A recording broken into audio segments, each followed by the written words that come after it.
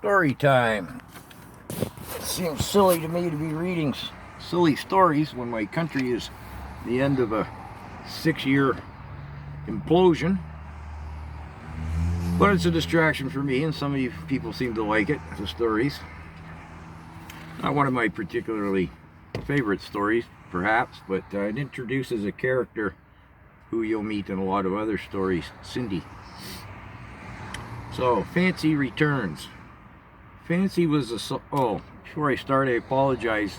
This will shut off partway through. I still haven't got my phone cleaned out, and I'm uploading videos. So, my apologies. It's going to have to be broken up.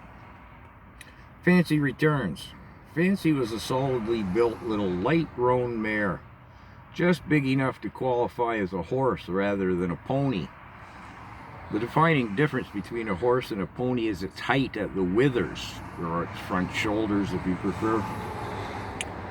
The defining difference is 14.2 hands, or 4 feet 10 inches. Okay. She had a matching blonde mane and tail and a decent conformation. And she was a reasonably enough looking little horse, a little getting on in years. She was one of Dad's charity cases and had returned to the farm after a protracted absence. Soured of disposition from having been passed from place to place and hand to hand, she developed a host of unpleasant habits. Standing on your foot while pretending ignorance, leaning an ever-increasing amount of weight upon you as you tended her, or as I tended her old neglected hooves. The stall squeeze squish. Oh yeah, Fanny had 'em all. She wasn't stupid. Her worst trick by far and away was wheeling about just as you rode out of the barnyard, dashing at a gallop into the loafing barn and scrubbing her side down the entrance. A hapless rider caught and surprised by this maneuver was at jeopardy of a broken leg. Dad, as usual, had instructed me to take that old mare in a firm hand and get her straightened out, Scotty. With my hands already full with a myriad of tasks in mid-spring, Fancy was about the last thing I needed. Recalcitrant and time-consuming to get a hold of in the open fields. I'd spend what little time I could afford on her, slowly working her woefully neglected hooves back into shape.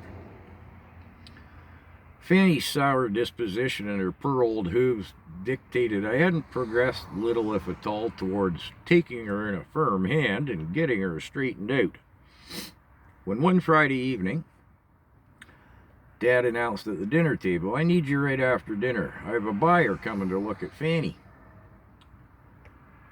He had a merry twinkle in his eye. "A real purty little blonde gal," he summated. "Why can't it wait till tomorrow?" I protested. "I got my Willie pigeon tonight. He gets off the bus at 10 after 7. Dad responded, "Your Willie pigeon?" "Yeah, I told you about him. He dropped out of school early, went to the city with his dad, got a full-time job.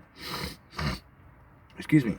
He comes up every 2 weeks when he gets paid. He's determined to beat me in pool. I cleaned him out last time for more than you pay me in 6 months. Dad, after studying me for a bit, tried the soft approach. "She's an awful pretty little gal, Scotty." "Well, good. But his Fancy isn't ready to leave yet. I've got all summer to work with her. The pretty gal, but pigeons got wings and they tend to fly away."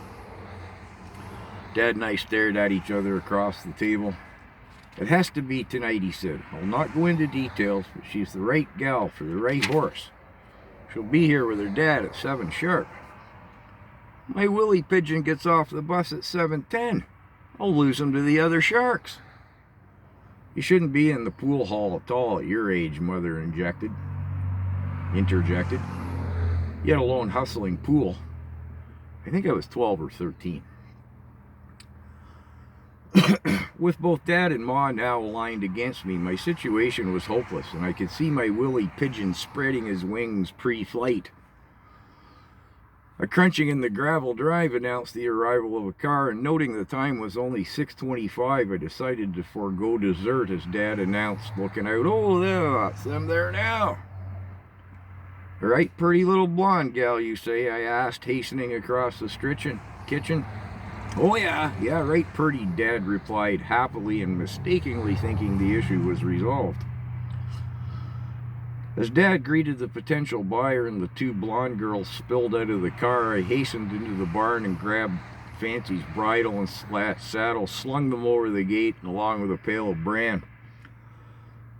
Come on, then, Cindy, I said to the older girl who was Dad's intended for Fancy, and was indeed quite pretty. Let's go round up your horse. Cindy must have thought I was either really enthusiastic about my work or overamping on Ritalin, as I hustled her out into the field and rounded up the old mare. Cindy proved to be focused, bright, and attentive as I speed-rapped my way through the usual introductory horse lore at like about 10 times my usual pace. Here, I said to Cindy, having saddled Fanny, put your left foot up into the stirrup and grab my arm. Swing up behind me. Cindy had barely settled behind me as I heeled the somewhat surprised old mare into a light canter back towards the barn. Cindy emitted a squeal of surprise, but didn't tense up as we settled into the old mare's smooth gait. You're natural, Cindy, I said, delighted at her response. You're going to like this horse stuff. I like it, she laughed. I like it already, she laughed, holding only lightly onto me as Fancy and ourselves cantered across the field. Dad looked pleased as I slowed Fancy into a walk entering the barnyard, and I could see his rapport with Cindy's stepdad, actually, not dad, was going quite well. Cindy and I having dismounted, I listened to where Dad was in his explanation to the potential purchaser, as Cindy displayed her intelligence by asking to show her again the girth knot in the saddle strap. So the old mare's only got one problem left. Scotty hasn't had time to work that out, was Dad's report at the time. Meanwhile, I'd been watching Cindy as she readily mastered the half-girth knot I had only shown her once. So as I've explained, Dad was summating, in less than experienced hands, this could take some time, but Scotty will have this last issue straightened around in no time. 2 tricks here, Cindy, I said. This is a full girth knot. It's used when you're riding hard and you need to be sure the saddle stays tight. Got it, the pretty attentive gal said with a surety. Second trick, you may think it's cruel, but the old horses, they get their tricks too.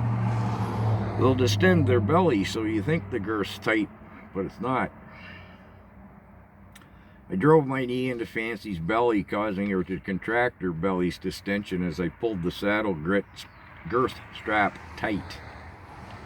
It's not just the rider that's at peril if the saddle comes loose, so's the horse. If that saddle comes around under their gut at a dead gallop, they'll break their neck. I'm sorry, I said to Cindy as I swung up into the saddle. I've got 20 minutes and $100 riding on this, no pun intended.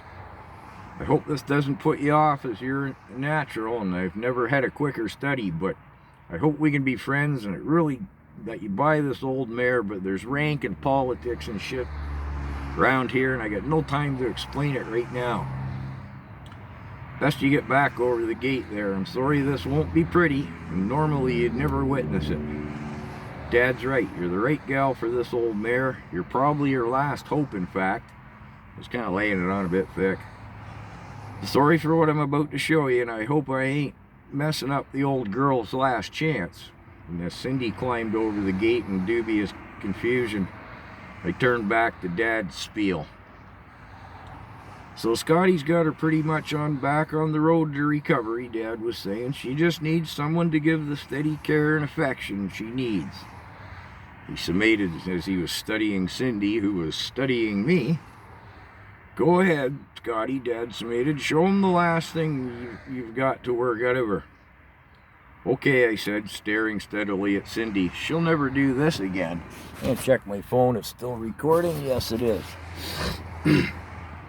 I turned Fancy and let her plod across the barnyard. On cue, she turned back and dashed to the loafing barn, where Dad, Cindy, her sister Karen, and their stepdad were leaned over the rail fence. Unchecked, the old mare put her head down and pounded towards the ensemble and the entrance of the loafing barn with the intention of knocking the hell out of me. Dad's eyes went wide as I sat lightly in the saddle and the old horse exuberantly gained speed. At the last second, as Fancy tensed, expecting me to pull her to the left in an effort to enter the loafing barn cleanly and not get scrubbed off. Instead, I pulled her quickly to the right and swung my leg up out of the stirrup. The old mare shouldered into the corner of the loafing barn and bounced directly into the rail fence as I vaulted from the saddle. Landing on the fence, I handed Dad the reins. "She won't try that again," I said as I sprang off the fence, ran across the yard, jumped on my pedal bike, and tore off down the drive. I arrived at the pool hall at 20 minutes after 7. Willie already had the balls racked on the table, and after some blustering about, I only just managed to put the other young lads lusting after the money near spilling out of Willie's pockets. 6 a.m. the next morning. Dad was usually gone by this time and Mum not up yet. Wondering just how bad this was going to go, I poured my cereal and made my toast. Sitting at the table and breakfast in front of me and Dad with his coffee cup in hand. "How'd it go with your Willie pigeon last night?" Dad inquired dryly. "Netted $85 in the number 3 special at the Royal Cafe," I replied, not daring to let my eyes leave his. "How'd you do on Fancy?"